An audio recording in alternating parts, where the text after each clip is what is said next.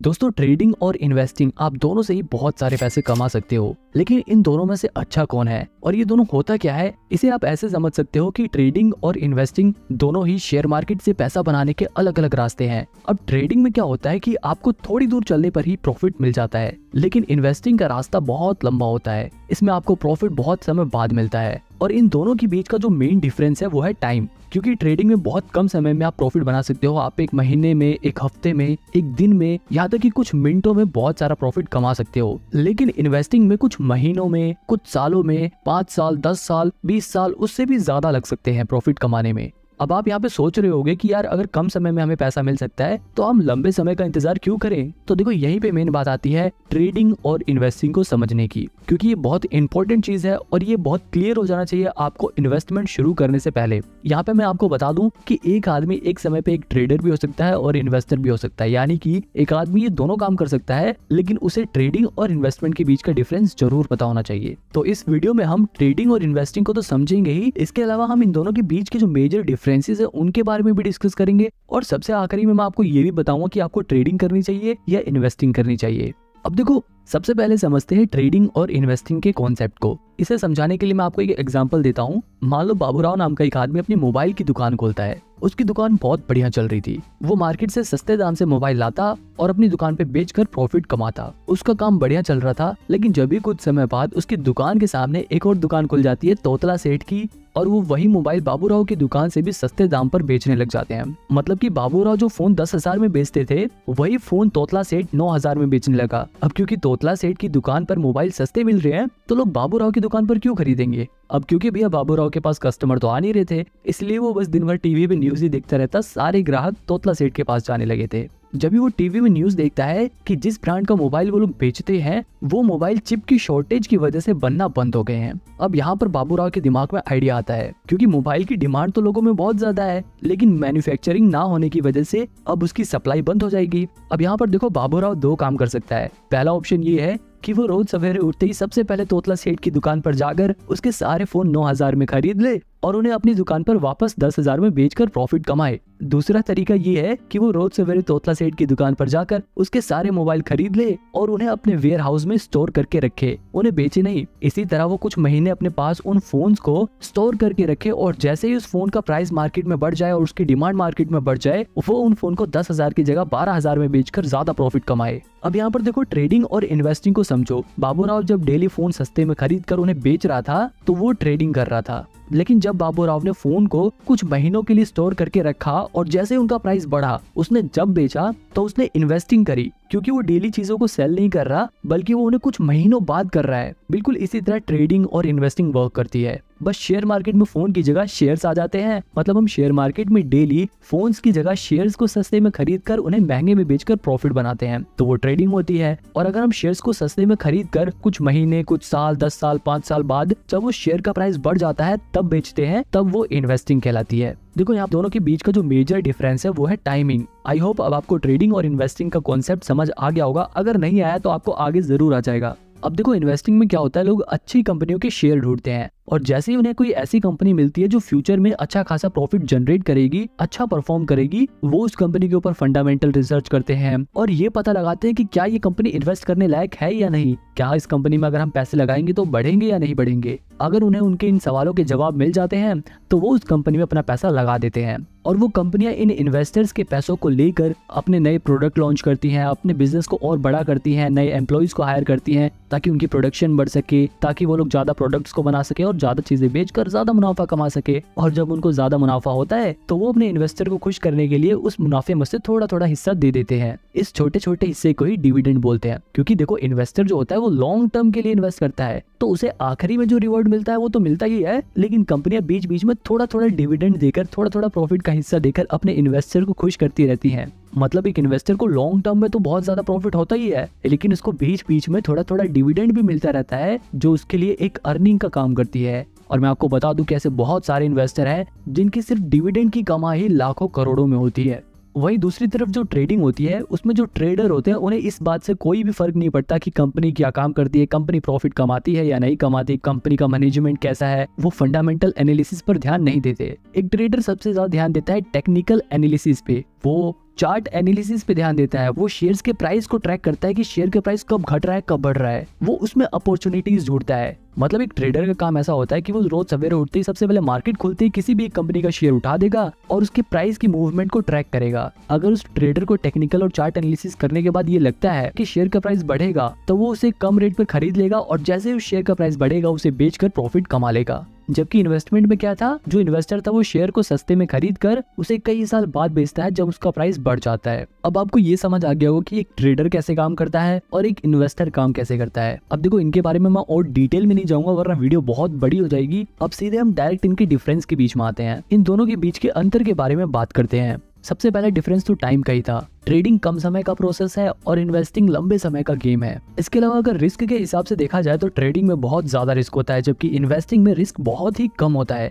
अब ऐसा नहीं है कि इन्वेस्टिंग में बिल्कुल भी रिस्क होता नहीं है, हो सकता है कि शॉर्ट टर्म में शेयर का प्राइस गिर जाए, लेकिन अगर कंपनी अच्छी चुनी है आप लोगों ने तो लॉन्ग टर्म में उस कंपनी का शेयर प्राइस जरूर बढ़ेगा और इस वजह से इन्वेस्टिंग में रिस्क बहुत कम हो जाता है। वही ट्रेडिंग रिस्की इसलिए होता है क्योंकि ये एक तरह का गैम्बल है। मान लो दो दोस्त हैं, वो आपस में हेड टेल वाला गेम खेलने का डिसाइड करते हैं और बोलते हैं कि अगर हेड आया तो तू जीत गया और टेल्स आया तो मैं जीत गया। तो ये देखो ये एक तरह का गैम्बल है और शेयर मार्केट में भी बिल्कुल ऐसा ही होता है। बस वहाँ पे दो जनों की जगह बहुत सारे लोग आ जाते हैं और वो लोग हेड टेल की बजाय शेयर के प्राइस घटने या बढ़ने के ऊपर बैट लगाते हैं। मतलब बहुत सारे लोग होते हैं जिसमें से कुछ लोग ये अंदाजा लगाते हैं कि शेयर का प्राइस गिरेगा और कुछ लोग अपने पैसे लगाकर कहते हैं कि शेयर का प्राइस बढ़ेगा। और ये लोग अपने पैसे कहाँ लगाते हैं, ये लोग अपने पैसे लगाते हैं ब्रोकर के पास, यानी कि ग्रो जीरोधा जैसे ब्रोकर के पास अपने पैसे लगाते हैं। अब देखो अगर शेयर का प्राइस बढ़ गया तो ये वाले लोग जीत जाएंगे, अगर ये लोग जीत जाएंगे तो जो लोग हार गए हैं उनका पैसा जीते हुए लोगों के पास चला जाएगा और उस जीते हुए पैसे में से थोड़ा सा कमीशन ये ब्रोकर्स रख लेते हैं।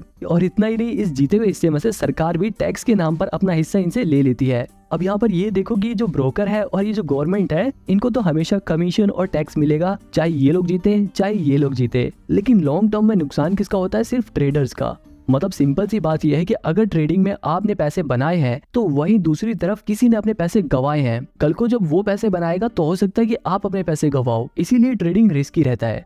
अब वापस अपने डिफरेंस की ओर चलते हैं। अब देखो एक और चीज है इन्फॉर्मेशन। ज्यादातर लोग ट्रेडिंग करते हुए प्राइस घटेगा या बढ़ेगा इस बात का पता लगाने के लिए टेक्निकल एनालिसिस करते हैं। वहीं अगर बात करें इन्वेस्टिंग की तो यहाँ पर इन्वेस्टर इस बात का पता लगाने के लिए कि कंपनी का शेयर प्राइस फ्यूचर में बढ़ेगा या नहीं बढ़ेगा, कंपनी फ्यूचर में ग्रो करेगी या नहीं करेगी, इसके लिए इस्तेमाल करते हैं फंडामेंटल एनालिसिस का। जो ट्रेडिंग वाला बंदा होता है वो हमेशा स्ट्रेस में रहता है। अगर उसको प्रॉफिट हो गया तब तो वो पूरे दिन खुश रहेगा, लेकिन अगर उसको लॉस हो गया तो उसके दिमाग में पूरे दिन वही बात घूमती रहती है। ट्रेडिंग करते वक्त हर पल उसे बहुत टेंशन रहती है। अगर शेयर प्राइस गिर गया तो उसकी सांसें फूलने लगती हैं और जैसे शेयर प्राइस बढ़ने लग गया तो एकदम खुश होने लगता है। तो कहने का मतलब ये है कि ट्रेडिंग में बहुत ज्यादा स्ट्रेस रहता है जबकि इन्वेस्टिंग में स्ट्रेस बिल्कुल नहीं रहता, क्योंकि ये एक लॉन्ग टर्म प्रोसेस है। हो सकता है कुछ समय के लिए आपके शेयर प्राइस गिर जाए, लेकिन अगर आपने कंपनी अच्छी चुनी है तो फिर महीने बाद, एक साल बाद, कुछ साल बाद शेयर प्राइस जरूर बढ़ेगा और फ्यूचर में आपको प्रॉफिट होगा। अब देखो ट्रेडिंग वाला बंदा हरदम शेयर के बारे में देखता रहता है, लेकिन इन्वेस्टिंग वाला बंदा आराम से एक बार इन्वेस्ट कर देगा और फिर कुछ टाइम बाद अपना देखेगा इन्वेस्टमेंट, अच्छा हाँ मेरा शेयर प्राइस जितना बढ़ गया या इतना गिर गया, फिर दोबारा बंद कर लेगा, क्योंकि उसे बेचना नहीं है, उसने लॉन्ग टर्म के लिए इन्वेस्ट कर रखा है।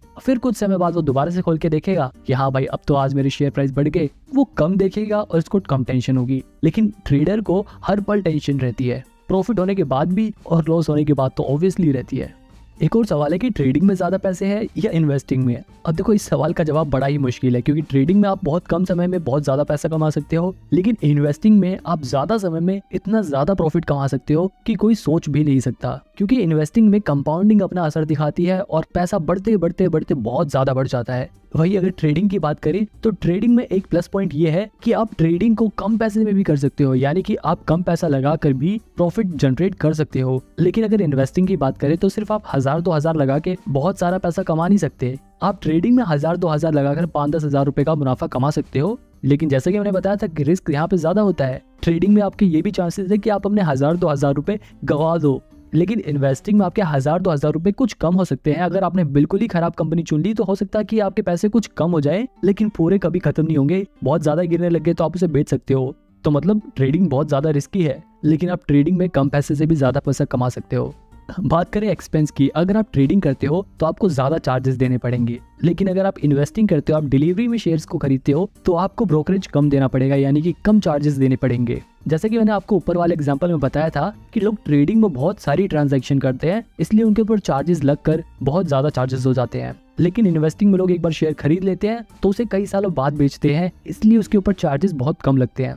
अगर लर्निंग की बात करें कि आप लोग ट्रेडिंग जल्दी सीख सकते हो या इन्वेस्टिंग जल्दी सीख सकते हो, अब देखो ये दोनों ही बड़ी कॉम्प्लेक्स चीजें हैं, पर मेरा ऐसा मानना है कि इन्वेस्टिंग सीखना ज्यादा आसान है एज कम्पेयर टू ट्रेडिंग, क्योंकि ट्रेडिंग बहुत ही रिस्की है। ट्रेडिंग में जो प्रोफेशनल लोग होते हैं सिर्फ वही पैसा बना पाते हैं, और जो नए लोग होते हैं उनमें से 90% लोग अपना 90% पैसा 90 दिनों के अंदर ही गवा देते हैं। अब अगर ब्रोकरेज चार्जेस की बात करें तो चाहे ट्रेडिंग हो या इन्वेस्टिंग हो, दोनों में ही जो ब्रोकरेज चार्जेस होते हैं वो हर ब्रोकर अपने हिसाब से अलग अलग चार्ज करता है। अगर बात करें ट्रेडिंग की तो यहाँ पर ब्रोकरेज चार्जेस 0.03% से लेकर मैक्सिमम 20 रुपीज पर ट्रांजैक्शन होता है ज्यादातर ब्रोकर्स का।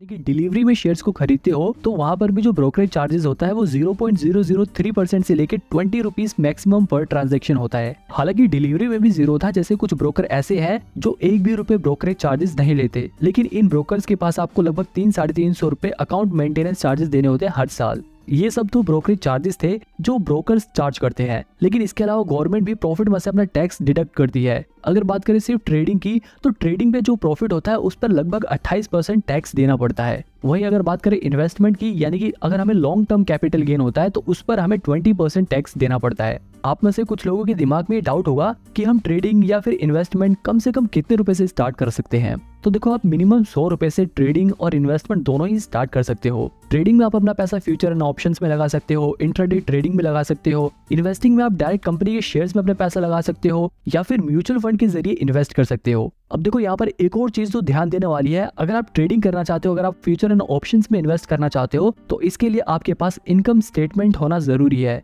जबकि ट्रेडिंग में आपको इनकम स्टेटमेंट की कोई जरूरत नहीं होती, बस आप अपना डीमेट अकाउंट खुलवाओ और इन्वेस्ट करना स्टार्ट कर दो। ट्रेडिंग और इन्वेस्टिंग की बात यहीं पर खत्म करते हैं और मेन सवाल का जवाब जानते हैं कि आखिर आपको क्या करना चाहिए, आपको ट्रेडिंग करनी चाहिए या इन्वेस्टिंग करना चाहिए। अब देखो, आपको मैं यहाँ पे बिल्कुल साफ साफ बता दूं, अगर आप अभी बिल्कुल नए नए शेयर मार्केट के बारे में सीख रहे हो तब तो बिल्कुल भी ट्रेडिंग की तरफ मत जाना। कभी आप ऐसा सोचो कि आप 1000-2000 रुपए लगा के उसे 5-10 हजार रुपए बना लोगे और फिर 5-10 हजार को 1 लाख करोगे और फिर 1 लाख को 1 करोड़, ऐसे करके आप बहुत सारे पैसे कमा लोगे। ऐसा नहीं होता। अगर आप बिल्कुल नए नए शेयर मार्केट में आए हो, पहली बारी बेशक आप कुछ पैसे बना लो, लेकिन उसके बाद आप अपने पैसे जरूर गवाओगे और वहीं पर आप डीमोटिवेट हो जाओगे। तो इसलिए पहले शेयर मार्केट्स के बेसिक्स को सीखो। इन्वेस्टिंग के जरिए आप डिलीवरी में शेयर्स को खरीदो, उनकी मूवमेंट को ट्रैक करो। आपको धीरे धीरे जब एक्सपीरियंस होने लगेगा, आपको धीरे धीरे जब ये पता लगने लग जाएगा कि शेयर मार्केट कैसे वर्क करता है, तब आप धीरे धीरे अपना ट्रेडिंग में कदम रख सकते हो। लेकिन एकदम से ही ट्रेडिंग मत करने लग जाना। यहाँ पर आप ये ध्यान रखना कि जब आप ट्रेडिंग सीख रहे हो तो उस समय ज्यादा पैसे नहीं लगाने आपको ट्रेडिंग में, आपको कम पैसे से शुरुआत करनी है और जैसे जैसे आपका एक्सपीरियंस बढ़े वैसे वैसे आप अपने पैसे बढ़ा सकते हो। यहाँ पर एक और बात ध्यान देने वाली है कि शुरुआत में जब आप ट्रेडिंग सीख रहे हो तो ऐसा ब्रोकर चुनना जिसका यूजर इंटरफेस आसान हो और वहां पर अकाउंट मेंटेनेंस चार्जेस या फिर प्लेटफॉर्म चार्जेस ना लगे और जिनके ऐप का यूजर इंटरफेस इतना बढ़िया हो कि आप जब भी ट्रेडिंग या इन्वेस्टिंग करो तो आपकी साइट क्रैश ना हो जाए और आपके पैसे ना अटक जाए। आप इसके लिए शुरुआत में एंजल वन जैसे ब्रोकर के जरिए ट्रेडिंग करना स्टार्ट कर सकते हो।